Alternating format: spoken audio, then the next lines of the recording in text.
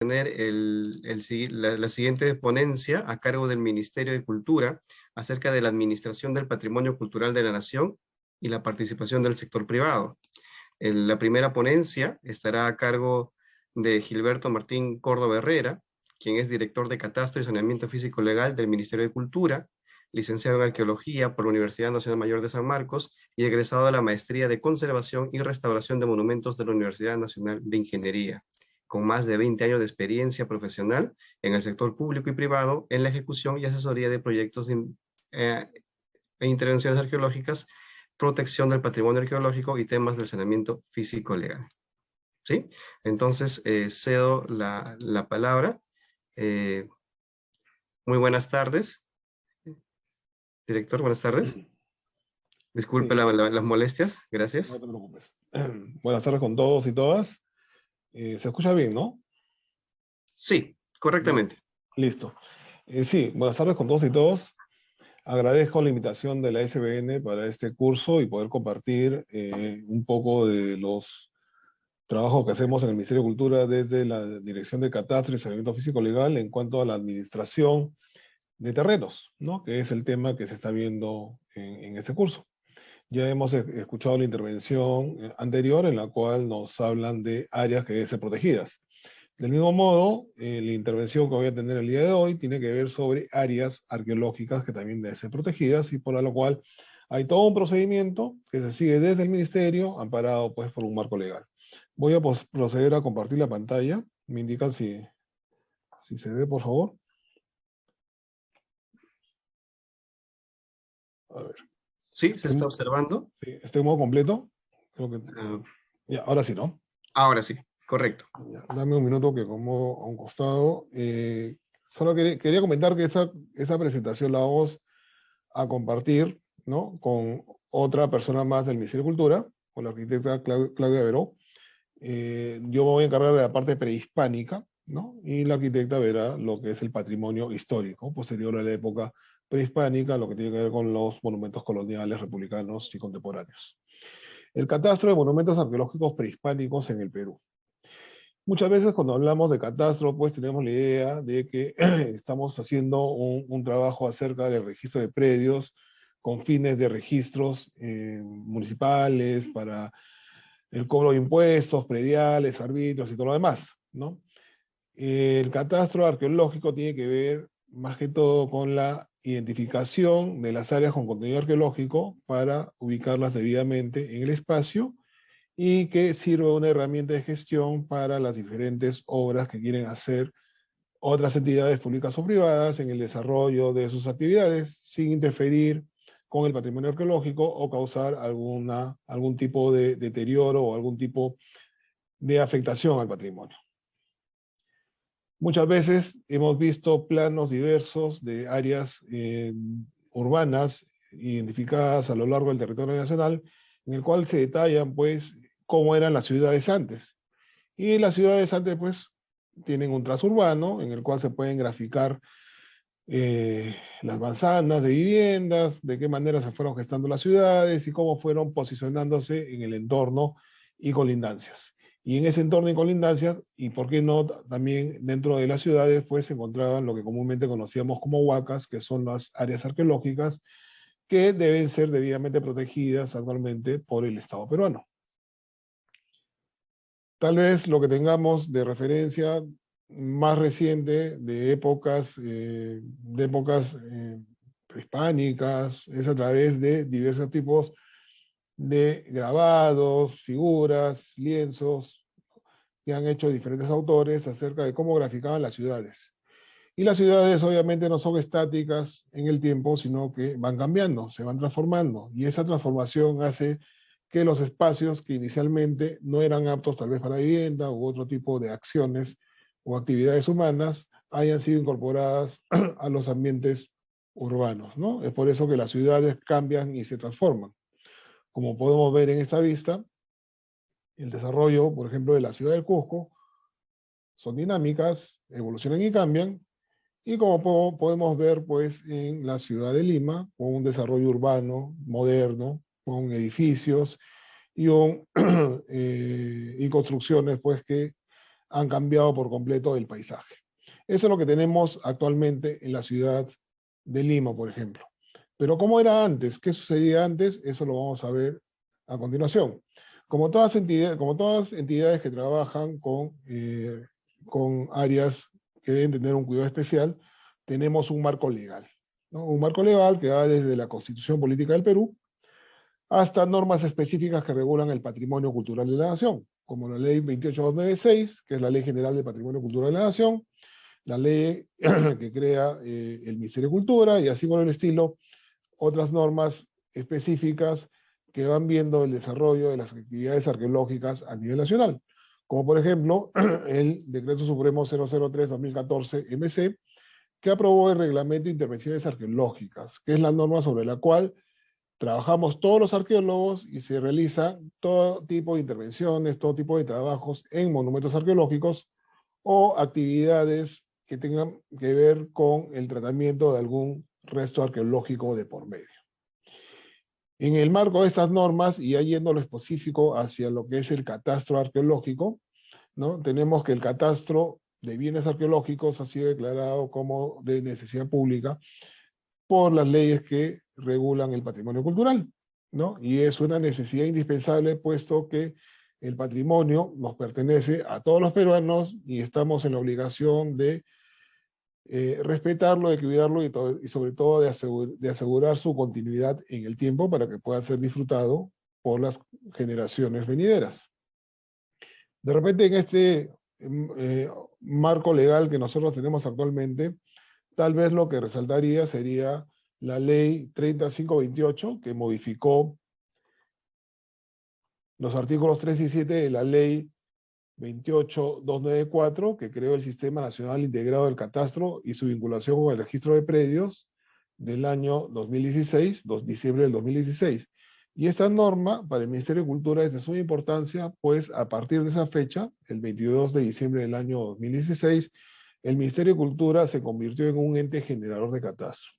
Es decir, que la cartografía que produce el Ministerio de Cultura debe estar de acuerdo a los estándares del Sistema Nacional de Catastro Predial y también acorde con las especificaciones técnicas de otras entidades, con la finalidad pues de crear este gran catastro nacional que es de orden multifidelitario, compartiendo roles con otras entidades como la Superintendencia Nacional de los Registros Públicos, SUNAR, gobiernos locales, regionales, el Instituto Geográfico Nacional, el Instituto Geológico y Metalúrgico Minero, el INGEMET, la Superintendencia de Bienes Nacionales, el Organismo de la Formalización de la Propiedad Informal COFOPRI y el Ministerio de Cultura, ¿no? Entonces, a partir de esa fecha nosotros comenzamos a generar cartografía oficial que debe estar enlazada con las otras entidades que también hacen cartografía y generan planos para las consultas del público en general.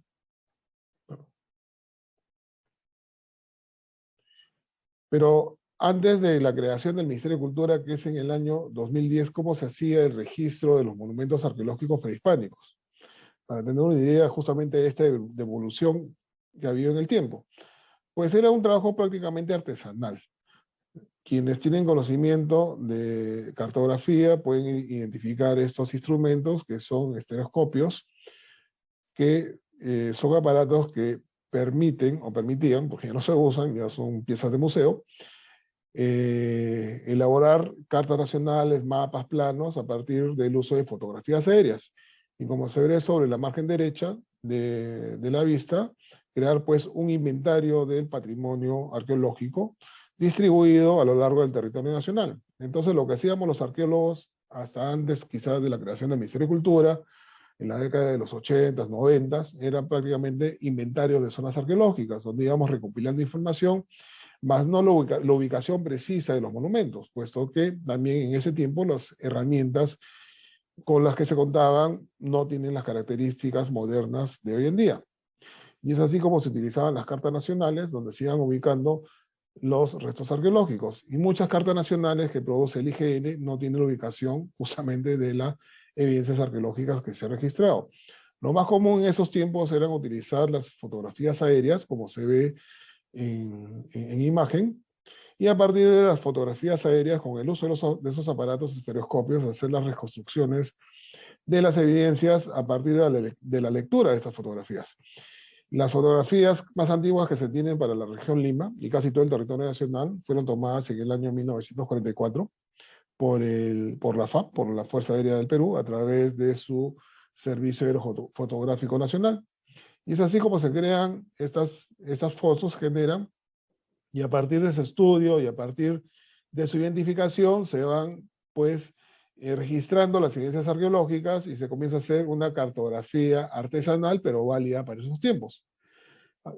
Es así como de esta fotografía se podía generar un eje de coordenadas UTM o coordenadas cartesianas en ese tiempo, y a través del uso de estilógrafos, lápices y distintas herramientas de dibujo, generar pues el trazo de los monumentos que se apreciaban en estas fotografías, que era el documento más recurrente y más auténtico que se tenía para esta labor, ¿no?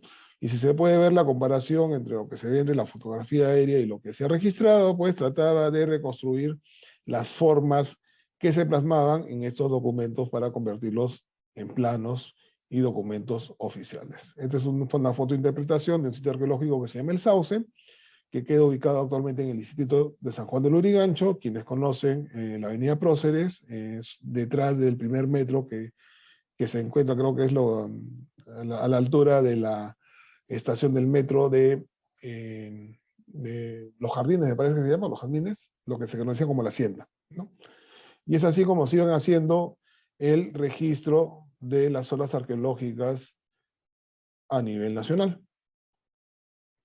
Y de esa zona arqueológica que hemos visto en la fotografía aérea, si nosotros recurrimos al Google Earth, actualmente este es el entorno urbano que ha consumido lo que se encuentra en el círculo, la zona arqueológica de este sitio. Pero es así como nosotros íbamos haciendo esta cartografía elemental y íbamos registrando los sitios arqueológicos, con el uso de papel Canson, estilógrafos, lápices de colores, ¿no? Y tablero de dibujo. Obviamente esta cartografía no era tan exacta y generaba pues errores al momento que se quería digitalizar ya en tiempos modernos.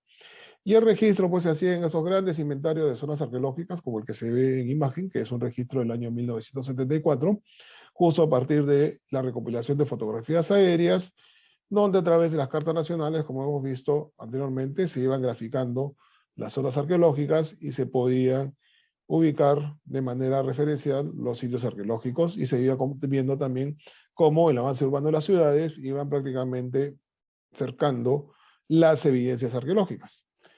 Con lo cual, lamentablemente, en muchos sitios se ha perdido la evidencia y se ha perdido el registro de los sitios arqueológicos. Pero ¿cómo es ahora el registro de los monumentos en planos de los sitios arqueológicos? Ya tenemos nueva tecnología, ya los tiempos han cambiado, y la modernidad también pues es parte del trabajo diario del Ministerio de Cultura. Dentro del Ministerio de Cultura, la Dirección de Catastro pertenece al Viceministerio de Patrimonio Cultural e Industrias Culturales, y a su vez dependemos como Dirección General de la Dirección General de Patrimonio Arqueológico y Inmueble. La Dirección de Catastro y Saneamiento Físico Legal es una dirección de línea de este ministerio, ¿no? El saneamiento físico legal de los monumentos arqueológicos, que es una actividad que se ha dado y ha cobrado vigencia en los últimos años, ¿no? Tiene por finalidad inscribir la condición cultural, la carga cultural del bien integrante del patrimonio cultural de la nación cuando el monumento se encuentra en una propiedad privada, o realizar la inmatriculación de la zona arqueológica cuando se identifica que el terreno sobre el cual está una zona arqueológica no tiene una primera inscripción de dominio y es de libre disponibilidad, ¿no? El Estado peruano garantiza que las zonas arqueológicas pueden encontrarse tanto en predios de propiedad privada como de propiedad pública o propiedad estatal. Y para seguir con el saneamiento físico legal de los monumentos arqueológicos prehispánicos, lo que comúnmente conocemos como huacas, dentro de la Dirección de Catastro y Saneamiento Físico Legal hemos identificado el trabajo en 7 etapas, que comienza primero con el registro, la delimitación y la georreferenciación del monumento arqueológico prehispánico, para después proceder a la elaboración del expediente técnico y de declaratoria y delimitación del sitio arqueológico. El expediente técnico está conformado justamente por un plano de delimitación, ficha técnica, memoria descriptiva y una ficha de declaratoria como patrimonio cultural de la nación. Además, en este estudio que se hace se identifica si el área arqueológica se encuentra en una zona que debe ser susceptible a un proceso de consulta previa, si se ha identificado que en el lugar existen pueblos originarios que podrían ver afectados sus derechos colectivos al momento de continuar con el proceso de declaratoria como Patrimonio Cultural de la Nación, puesto que el área va a tener limitaciones de usos, y esas limitaciones de usos también se puede hacerse extensiva a comunidades originarias que disponen de esas áreas para sus actividades tradicionales. Una vez que se ha identificado esta parte del proceso, se hace un informe legal y se proyecta una resolución viceministerial que es la que aprueba el expediente técnico, ¿no? El diagnóstico técnico legal, que es importante para poder identificar las superposiciones con terceros del ámbito arqueológico que se está proponiendo para la declaratoria como Patrimonio Cultural de la Nación, para luego proceder pues a hacer público este acto a través de las notificaciones a terceros que puedan estar involucrados en el área arqueológica sobre la cual el Ministerio de Cultura está desarrollando funciones. Como les dije, el informe legal reúne el resumen de todas estas acciones que se han seguido para proyectar la resolución viceministerial del Despacho de Patrimonio Cultural e Industrias Culturales, que es quien aprueba se aprueba este expediente con este acto. Posteriormente, pues se emite la resolución, se hacen las notificaciones de la resolución, se procede con la monumentación y señalética del área arqueológica, colocación de hitos, construcción de letreros para advertir la presencia de una zona arqueológica en el ámbito delimitado, y concluir con la rogatoria de la inscripción ante los registros públicos. 9 etapas, 9 pasos que debemos de seguir para concluir con la declaratoria como Patrimonio Cultural de la Nación de un monumento prehispánico, y además concluir con su inscripción registral ante la SUNAR. Las zonas arqueológicas, como les decía, podemos encontrarlas dentro del ambiente urbano de la ciudad, como es el caso de la Huaca Mateo Salado, quienes conocen, en los límites de los distritos del Cercado, Pueblo Libre y Breña, donde se encuentra la Plaza Bandera. Tenemos quizás una de las zonas arqueológicas de mayor tamaño y zona monumental dentro de lo que es Lima Metropolitana.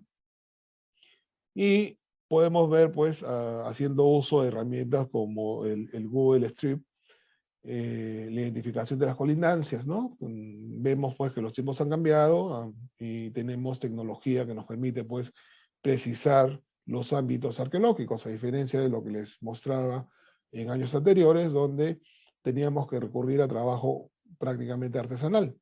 Y de esa manera pues podemos delimitar la zona arqueológica precisando las colindancias con el área urbana a través de viviendas, calles, avenidas, áreas consolidadas que nos permiten definir el perímetro de la zona arqueológica.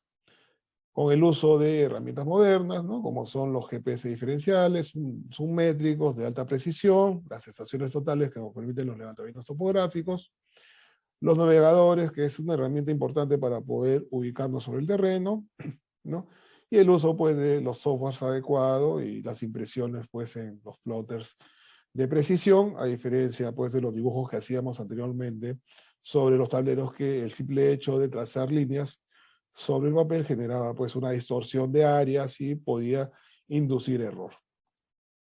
La delimitación de un monumento arqueológico prehispánico es un trabajo que lo realizan los arqueólogos de manera coordinada con un equipo de ingenieros, a través del reconocimiento en campo de las evidencias arqueológicas, que como se puede ver, en una zona que no es urbana, ¿no? Parte de precisar cuál es el área nuclear con evidencia arqueológica, para luego elaborar el perímetro dando un marco circundante. A diferencia de la exposición anterior, donde el expositor hablaba para las zonas de áreas naturales protegidas de un marco, de una zona de amortiguamiento, las zonas arqueológicas tienen un marco circundante que está al interior de su delimitación.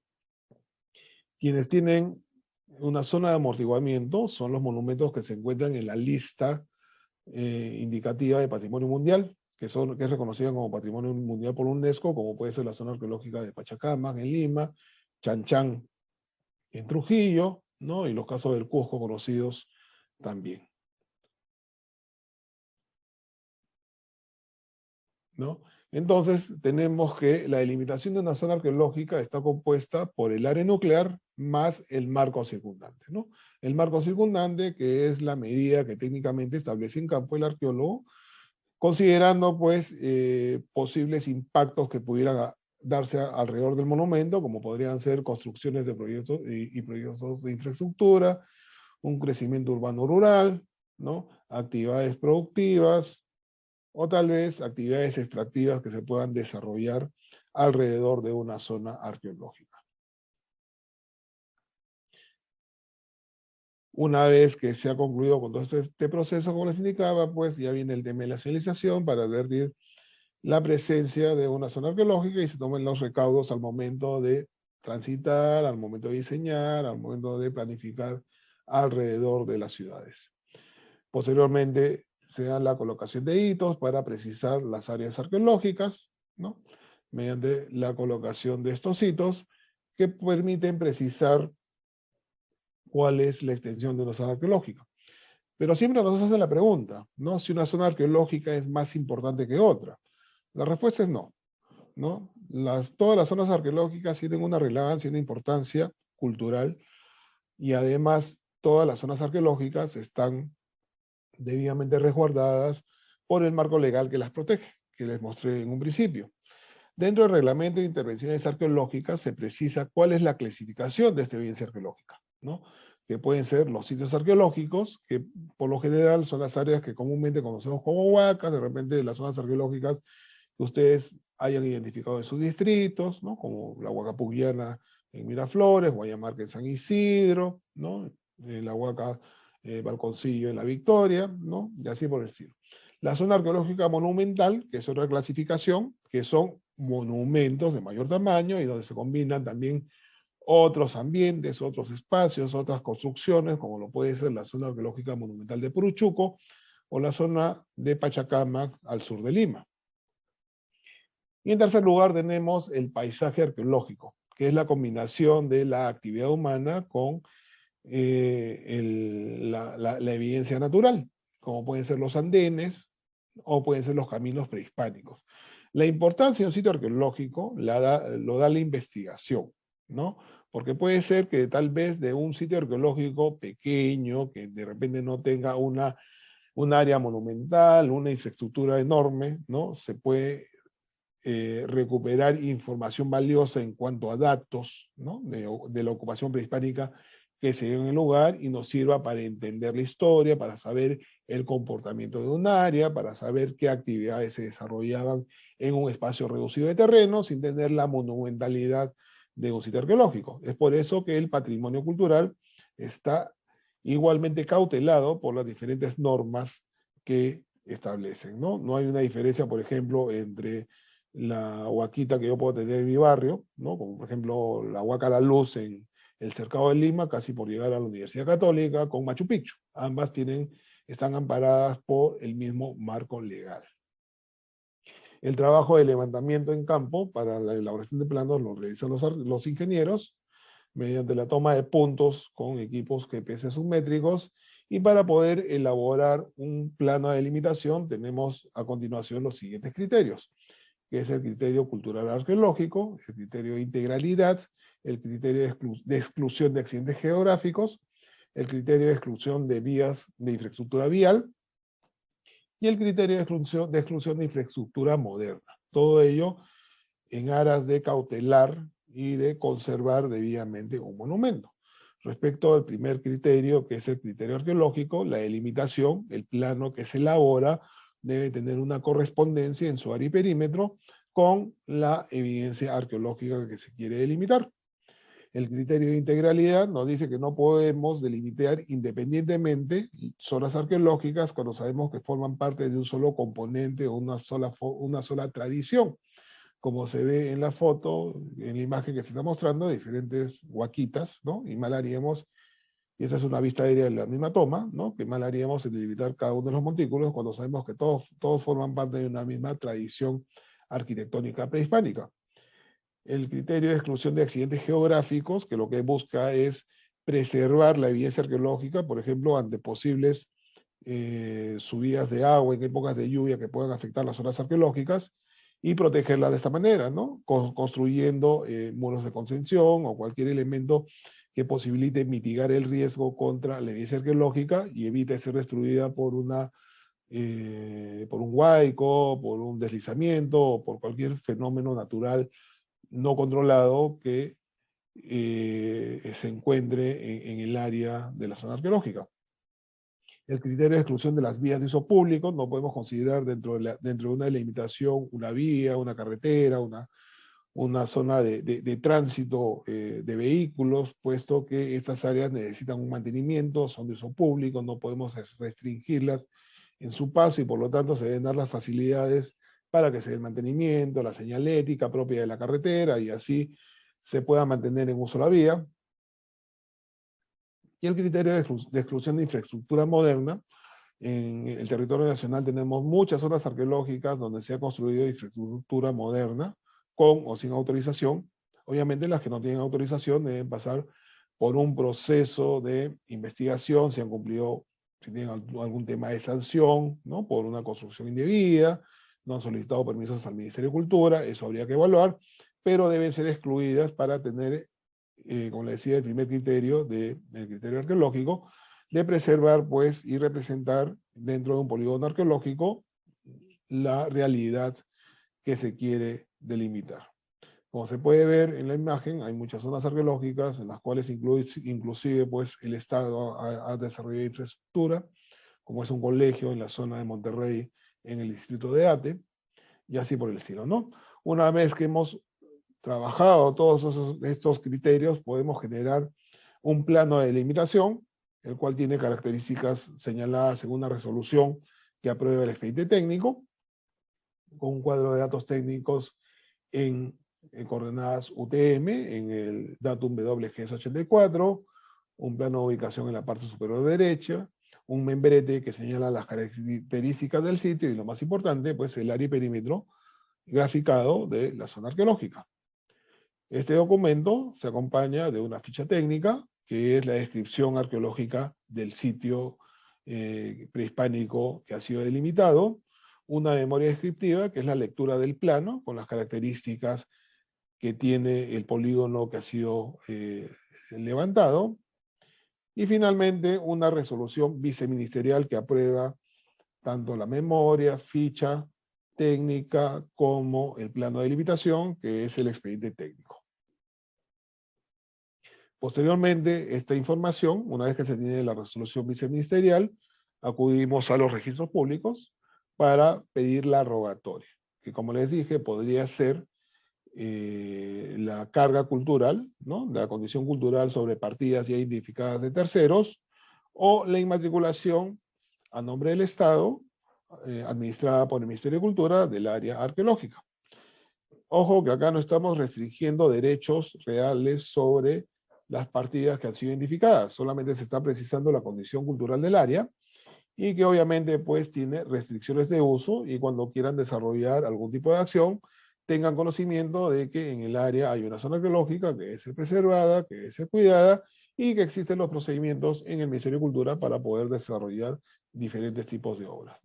En imagen, por ejemplo, tenemos una partida registral con la cual se inscribió el sitio arqueológico, la zona arqueológica monumental de Chanquillo, que queda en el distrito de Casma, perdón, departamento de Ancash, y que últimamente, hace un año me parece, ha sido incluida dentro de la lista del Patrimonio Mundial en el Perú, ¿no? Y es un sitio que trasciende a los demás áreas arqueológicas, y de ahí su importancia, puesto que ya que con el saneamiento físico legal concluido en registros públicos, se pueden desarrollar proyectos de inversión por parte del Estado, y en la mejora, conservación, habilitación, pues en valor de un monumento.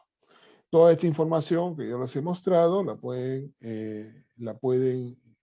tener acceso desde el Sistema de Información Geográfica de Arqueología, el SIGDA, que es la plataforma virtual, el repositorio de monumentos arqueológicos a nivel nacional, que administra la Dirección de Catastro y Saneamiento Físico Legal, plataforma virtual que pone a disposición del Ministerio de Cultura, de uso público y gratuito, previa creación de un usuario y una contraseña para que puedan tener acceso. Me parece que por aquí terminamos.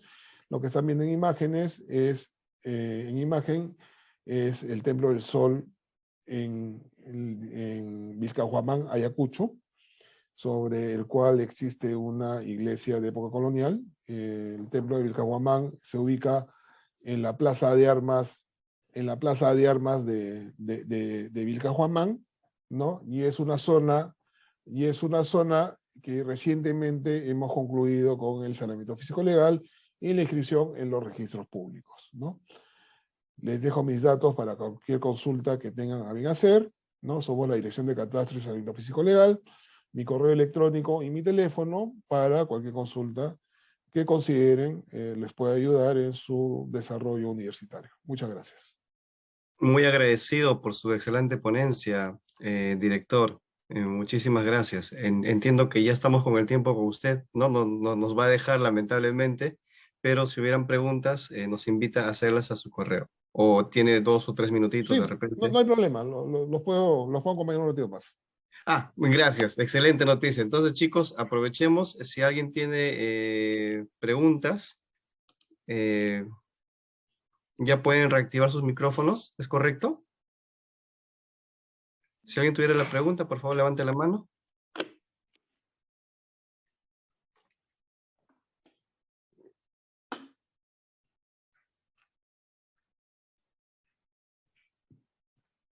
Sí, tenemos 2 preguntas.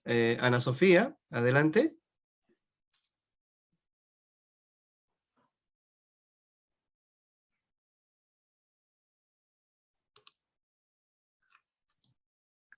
Bien, buenas tardes nuevamente.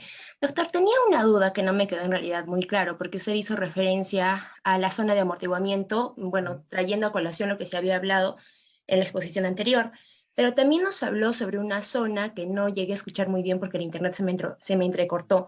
Quisiera tal vez que pueda volverlo a explicar, por favor.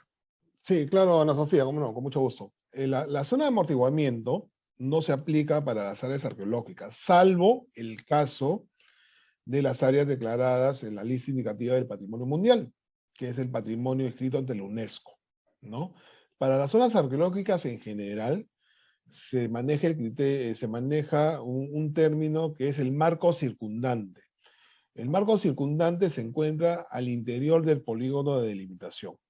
Y desde donde concluye el polígono, el perímetro de la delimitación hacia afuera, se aplican las normas, por ejemplo, de la norma A140, que tiene que ver con el tema de edificaciones. ¿Qué cosa es lo que se puede y no se puede construir fuera del polígono? ¿No? La labor del Ministerio de Cultura para el común de las zonas arqueológicas, por llamarlo así, concluye en la elaboración del polígono, ¿no? Del perímetro de la zona arqueológica, que como les dije, está compuesto por una zona nuclear y un marco circundante, no zona de amortiguamiento. Muchas gracias. Estimado José Manuel, ¿puedes realizar tu pregunta, por favor? Sí, ¿qué tal, profesor? Buenas tardes. Ante todo, gracias por la exposición. Quería preguntarle cuáles son las consecuencias de si un privado identifica en su predio un monumento arqueológico. He visto casos en los que para evitar detener, digamos, las cargas que en la partida registral suelen destruir este patrimonio, estos restos que encuentran. Gracias, José Manuel, por tu pregunta. Es una pregunta muy interesante y es una pregunta de una situación que nosotros vemos en el común de los días, ¿no? Obviamente nadie quiere tener una zona arqueológica al interior de su propiedad porque ya es una limitante.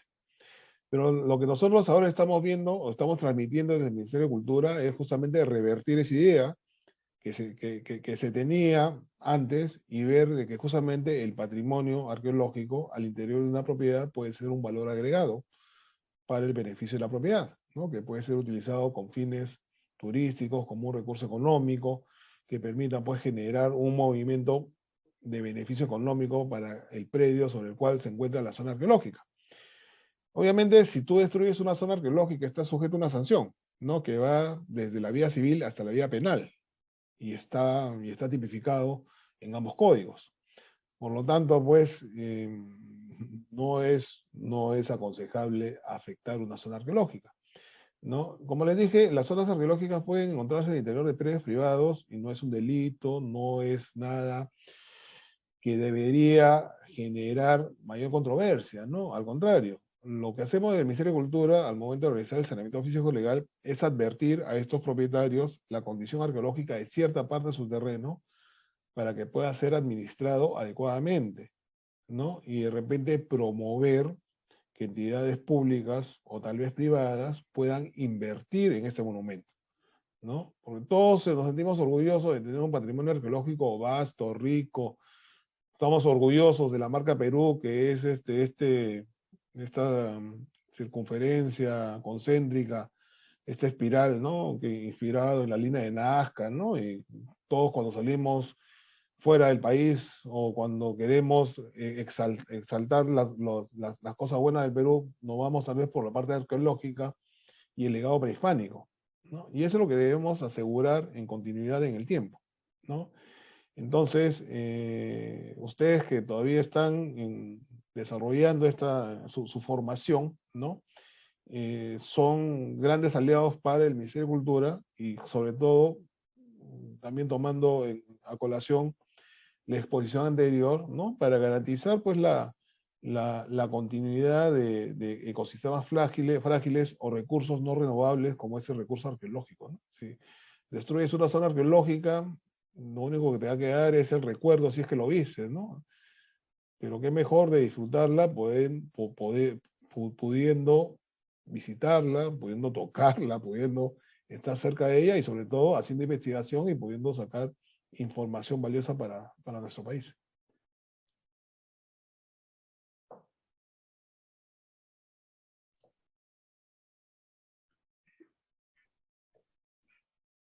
Muy bien, estimados alumnos, ¿tiene alguien más alguna pregunta? Si no, para pasar a despedir a nuestro excelente ponente. Sí, disculpe, buenas tardes. ¿Puedo volver a preguntar? Sí, claro. Tengo entendido que hay zonas del patrimonio cultural que se pueden entregar en concesión. Recuerdo hace tiempo que hubo una controversia porque se había difundido el rumor de que se quería concesionar Machu Picchu, bueno, la administración de Machu Picchu. A ver, ¿Es esto posible? las zonas arqueológicas, y lo dice la Ley General de Patrimonio Arqueológico de Protección del Patrimonio Cultural, ¿no?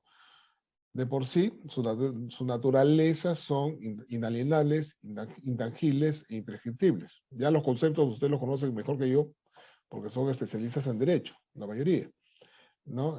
Por lo tanto, pues, un bien arqueológico no puede ser transferido, no puede ser, me refiero al bien arqueológico como tal, ¿no? Más no el terreno, el predio sobre el cual está construido. Las concesiones no están todavía autorizadas en el territorio nacional, las concesiones de las zonas arqueológicas.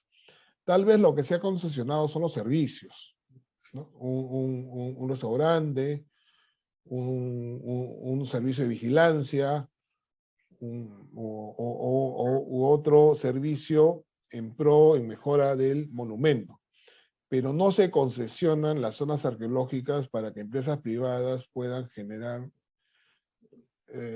recursos a partir de la explotación del patrimonio, ¿no? Eso no está regulado todavía. Han habido intenciones de hacer estas concesiones, pero no se han concretado aún.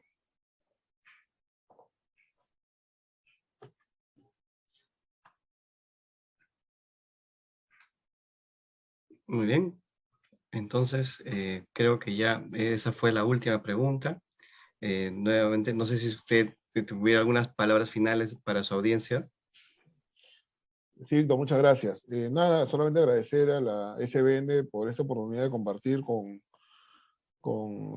estudiantes universitarios, ¿no? Y poder transmitir para la formación de cada uno de ellos realmente temas que no los han visto o que son nuevos para ellos, pero yo estoy seguro que este es un aspecto bastante importante para el desarrollo de su formación profesional. Yo se lo digo como arqueólogo, en la vía universitaria nunca había un tema de saneamiento, nunca había un tema de delimitación, menos de un tema de registros públicos para concluir con el saneamiento físico legal de un monumento. A nosotros nos formaron para ser investigadores, ¿no? Para tipo National Geographic y estar con nuestra brochita buscando el huaco y limpiando la momia, ¿no? Por así decirlo.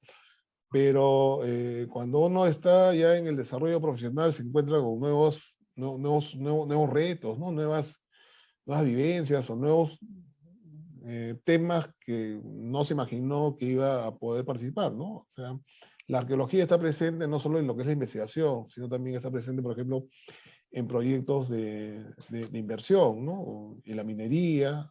Quienes hacen minería tienen equipos de arqueólogos que los acompañan para que vean dónde se está desarrollando el yacimiento minero, la concesión, no tenga restos arqueológicos. Es una minería responsable. Para hacer, por ejemplo, el gasoducto que viene de Camisea a la costa, había un equipo de arqueólogos que iban en la parte delantera del derecho de vía, viendo que la apertura de por donde iba a pasar el gasoducto no hubiesen restos arqueológicos. El Ministerio de Transportes y Comunicaciones, el Ministerio de Vivienda, ¿no? Ya han cambiado esa percepción que tenían respecto al patrimonio, que podría ser un obstáculo para el desarrollo de sus obras y que les retrasaba en la ejecución, y más bien han incorporado arqueólogos especialistas en temas de patrimonio cultural prehispánico, justamente para que se tomen las medidas necesarias para mitigar riesgos, para evitar afectaciones y sobre todo lo más importante, generar los procedimientos correctos ante el Ministerio de Cultura para que se puedan desarrollar estas obras, ¿no? Yo les deseo suerte en su desarrollo profesional y si se les aparece una huaca en el camino, ya saben a quién pueden recurrir. Muchas gracias. Muchas gracias, director. Excelente ponencia. Muchísimas gracias. A ustedes.